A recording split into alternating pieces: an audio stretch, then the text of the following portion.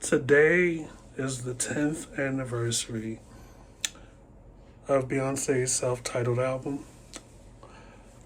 So I had to come up on here and finally give y'all my Beyonce Renaissance film review. Fendi, like the bag.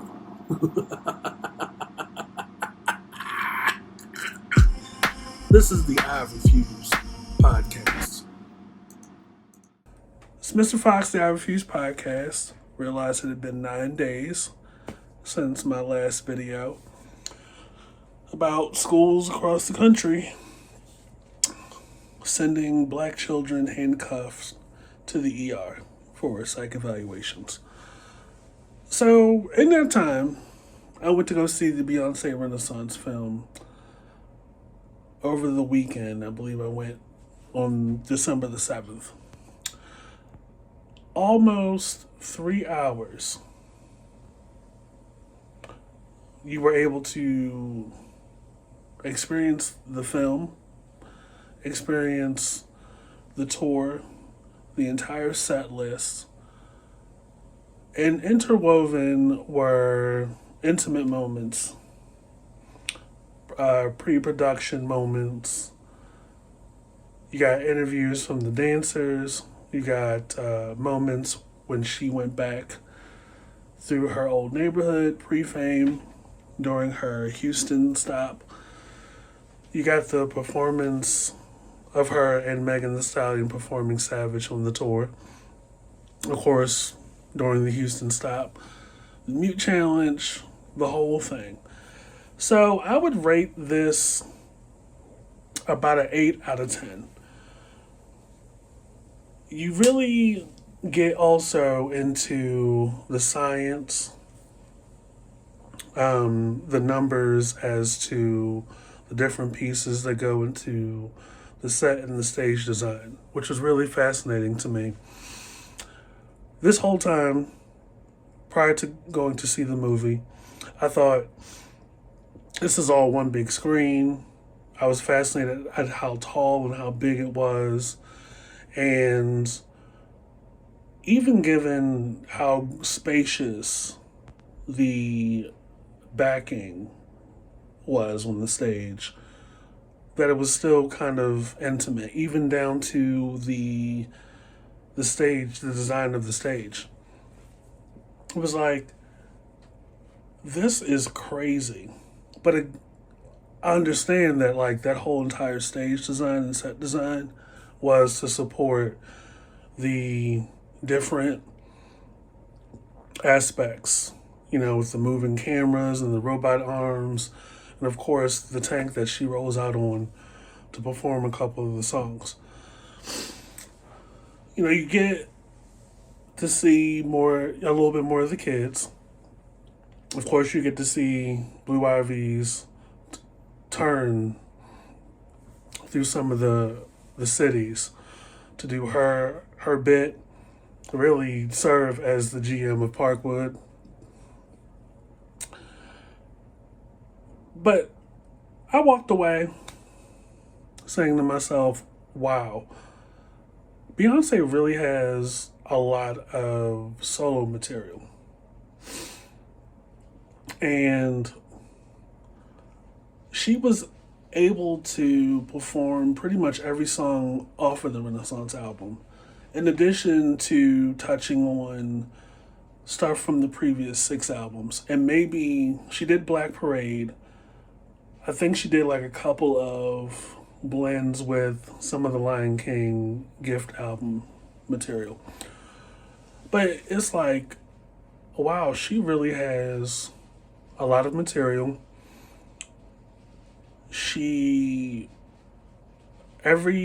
Just about every person in her family was at the show. Of course, her mom was there, but her dad was also there. Of course, Jay-Z was there.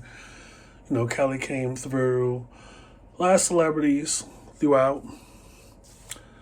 But if anything, you walk away from the Renaissance film with a greater respect and greater sense for everything that says, Beyonce's built different. Um, I wasn't even particularly disturbed by her doing the ballads first. And not just any ballads, but like deep cuts. She did Flaws and All. I know that's a fan favorite. She did, I think she did Rocket a little bit. She did Dangerously in Love. Didn't think for a second to question why is she doing the ballads first. I know there was this white guy out here that was questioning it when he really should have been questioning why am I in my early 20s? Thinning real bad. But I know he was just trolling. So the running time was a little bit long. I thought, oh, well, we're just going to get, the standard running time, which is 2 hours at the most for a movie. But this is not just any other movie. And as somebody that couldn't afford tickets at the time, this was perfect for me. And not even 4 or 5 songs in, it didn't take long for me to start singing, start moving the hips, knowing every word. And you gotta understand, when it comes to Beyonce, I've been outside since 1998. Actually, earlier than that, because they were on Star Search when they were Girls' Time. I've been outside for the past 25, 30, 35 years. So, I know all the songs. Destiny's Child, Beyonce solo. I had like a running glance with The Gift and Lion King and Black Parade. But I will say that the Renaissance album is the closest I've seen or I've experienced of a cohesive album by Beyonce. That's not necessarily a bad thing because, what exactly is that? She has one of the strongest catalogs of any solo artist, male, female. And although she makes it look seamless, no two albums sound alike or are alike by any means. You can clearly, looking back at her last 6 albums, you can tell the moment she became Beyonce by one name.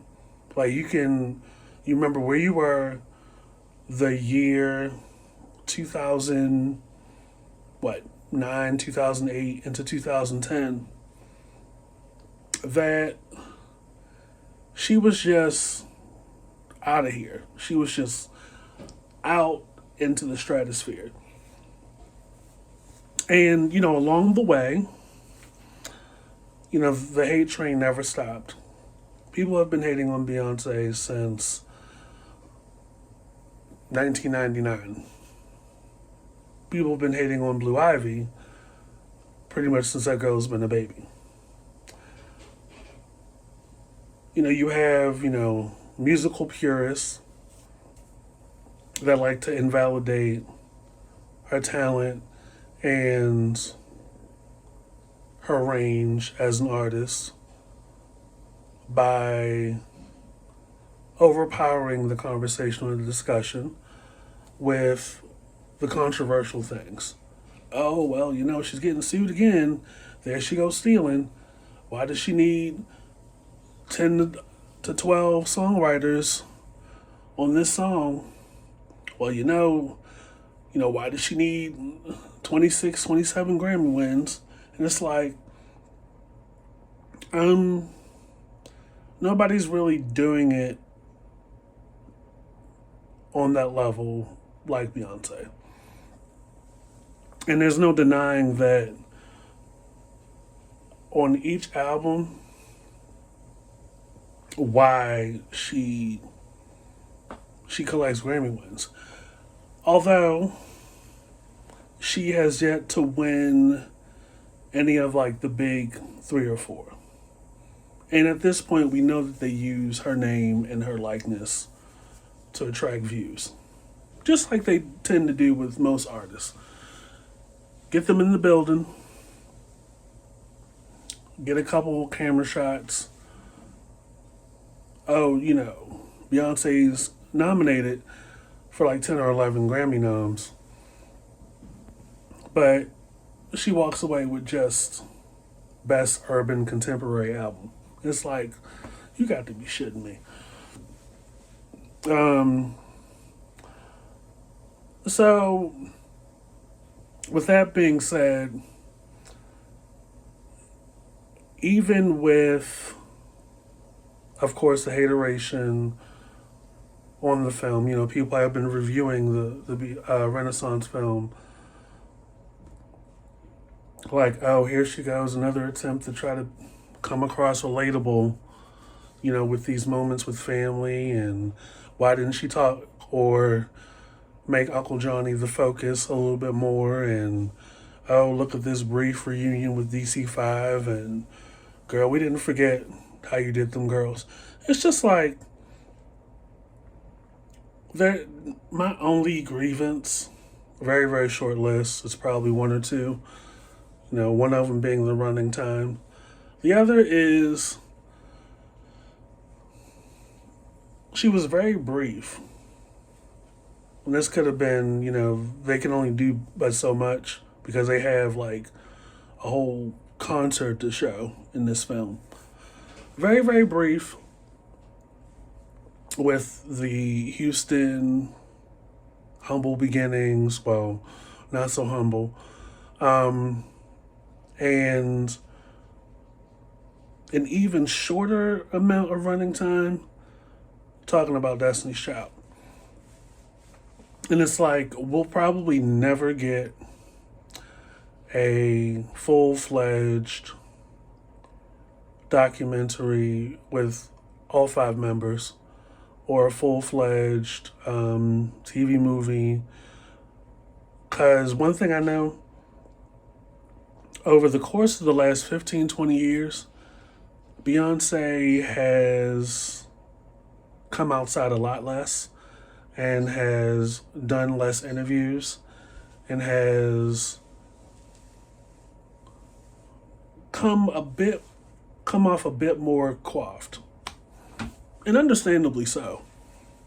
The blogs, have gotten bigger in numbers. People have become more entitled and more greedy, feeling like they have a right to privileged information well beyond just picking up the album and listening to the music. Beyonce knows this, but also Beyonce plays attention.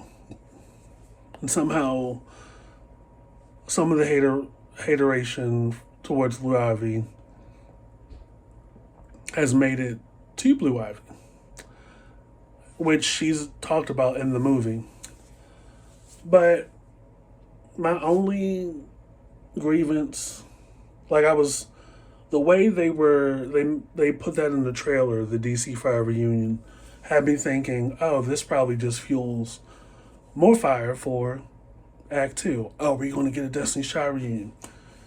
And I was really pulling in 2 of my previous videos for Latavia, but Latavia sat down with Carlos King, and I'm like, that's probably not going to happen.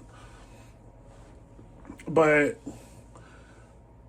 you had to have known that when you have not developed or created anything new, or, put yourself out there in the way that LaToya has, for the rest of your life, you're always going to be asked, well, what really happened back in the day? But it's clear that girl her PR training has not been updated. So we're probably not going to get a DC5 reunion at all. I would have liked in the film more of that. Like the lead in to the hug. Did y'all talk? Did y'all catch up? Like, I wanted to see more of that. Because who doesn't love a full circle moment more than I? And I know what happened in the Houston show, at the Houston show, because they're all from Houston. But it was just a brief, going back to Houston and talking about that stuff, the old memories and stuff, was very brief. Now, I wasn't expecting like 20, 25 minutes, but there's a huge level of nostalgia and excitement that I get when a solo artist like Beyonce goes back and reflects on the group that she came from. Now, I know that like Diana Ross does a little bit in some of her shows, but it's like, can you at least say their name? No pun intended. Say their names, or as the NDAs and the legalities and stuff. Is there no statute of limitations? I don't know. Statute of limitations on that. But it would have been nice because it's been. The last Destiny's Child album came out in 2004. It's been almost 20 years. It's been almost 20 years. The 25th anniversary of Destiny's Child was this year. And pretty soon it's going to get to a point to where they have more greatest hits albums than actual studio albums, like TLC. So it would have been nice just for her to like have more footage of that, talk and discuss more about that and just what it meant, and I guess show that the gracious side to Destiny's Child for where she is now. So, overall, the movie was pretty good. It definitely felt like I was at the show. The editing is top notch, to where they place the right like content, like the background stuff, the pre-production stuff, the family stuff, in between the sets of the songs. There wasn't like empty space. There wasn't like what the fuck now, like, and it flowed pretty nicely. You got to be introduced to some of her dancers and get their perspective and their journey and what it meant to them to be part of the show and be part of the tour, and how they came to be part of the experience. Some people, this is their first job ever, fresh out of dance school or taking a break from college to go tour Beyonce. One of the dancers was actually hired just off of the strength of a YouTube video that Beyonce saw. And you got to see, you had one of the band members pregnant on tour. And you just see the connection between Beyonce and her supporting staff. The dancers, the main choreographer, the dance captain. And you get a sense that Beyonce runs a tight ship over there. There's no fool-la line. There's no bullshit. And also, you get to see Beyonce, the producer. those of us that have been outside for so long are aware of how Beyonce gets down when she's talking to the lighting crew, when she's talking to the editors, when she is having these meetings with the coordinators and the touring people. Still same old Beyonce. And there wasn't that many like quotable scenes or memorable run that back later and she said this to this person this way. Wasn't a whole lot of that. But this is also like what, her fifth or sixth tour. And she probably uses some of the same people from before. So they just were debriefed. Like, look, can't be put blue lights on black girls. This whole thing is just not working for me. So, but you did get to see her thought process and how in tune she is with production value, while also being bright-eyed and bushy-tailed to the many aspects of ballroom culture and drag culture. Just the different personalities that come in and, she, to help with the arrangements and help with zhuzhing up the material and zhuzhing up the blends for the show. I was just like, that's so cute. And of course, she talked about having knee surgery, which explains why she wasn't getting real bangy in some of the dance numbers. And I get it. She is in her 40s now. She hasn't sat down since she was like 6 or 7 years old. But not for nothing. Even with all that going on, her quality just never falters.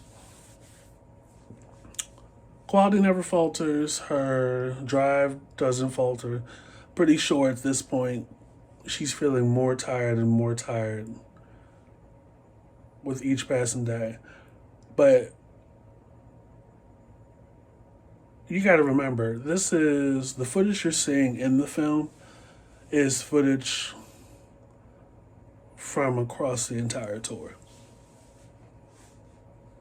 And if the set list is this expansive for every show, she is performing for at least 2 hours. Singing live, because the mic is always on. Dancing at the same time. Probably not as deep or as frenetic as her earlier years, but she's doing all of this across multiple continents, countries. There's a North American leg, and there's like a European leg. 2.5 hours. What, 5 to 6 days out the week? Every week? And her voice sounds good. I would recommend going to see it at a theater with comfortable seating, like I did, where each chair is a recliner, really cushy recliner.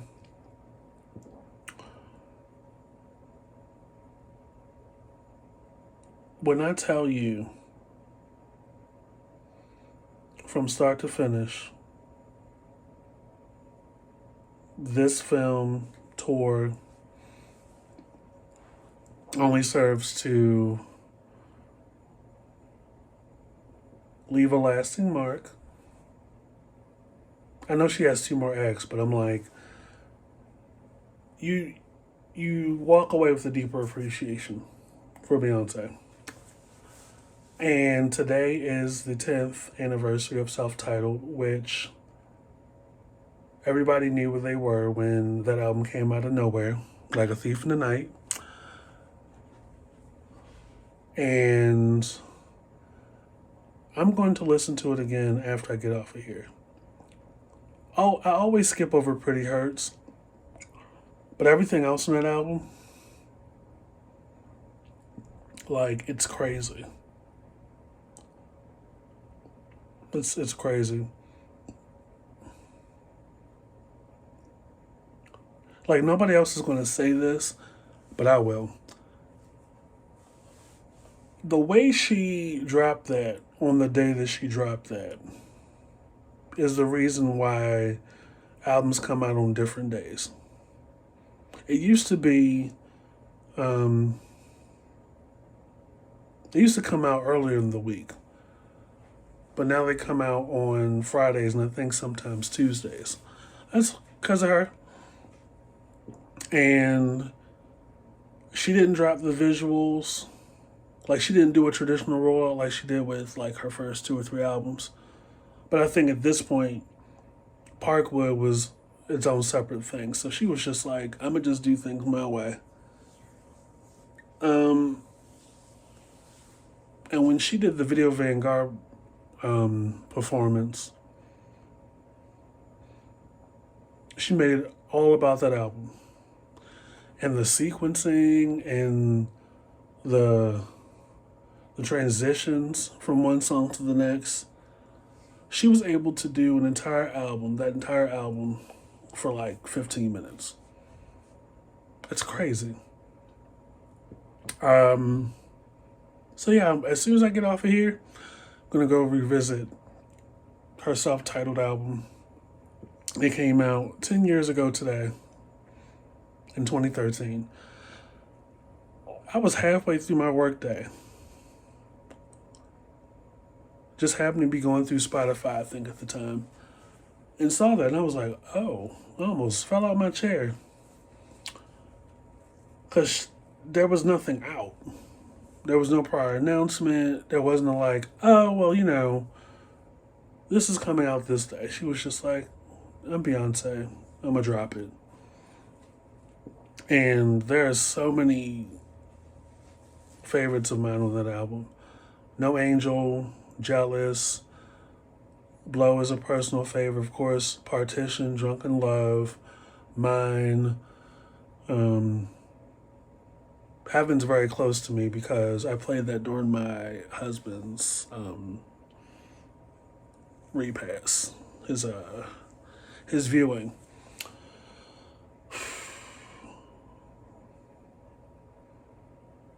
Ooh, I just unlocked a lot of memories. So I would recommend you guys go see the Renaissance tour film. I'm pretty sure it's going to end up on Netflix by the end of the year. It's really good. I teared up when Beyonce was giving her mom essentially her flowers. And because I'm a sobbing ass mama's boy. So, a lot of touching moments. Some couple of funny moments. But also just, there's so many grand scale type of moments. And it just reiterates for me why Beyonce's built different than everybody else. So go see it. Until then, we are going to be singing The Color Purple in American Fiction this month. Can't wait for the soundtrack for The Color Purple to come out. Like, I feel like I have to listen to the soundtrack, but also the score. Especially after the director, Taraji, Fantasia, and Danielle Brooks went by The View. And the director broke down the music, like who he brought in and the vision that he had. And he dropped some heavy hitters. So, I'm a sucker for a good film score. I'm a sucker for a good movie soundtrack. And I might do a review on the streaming side of the I Refuse podcast. We'll see. Until then, it's Mr. Fox I Refuse podcast. I will catch you guys later. Fendi, like the bag.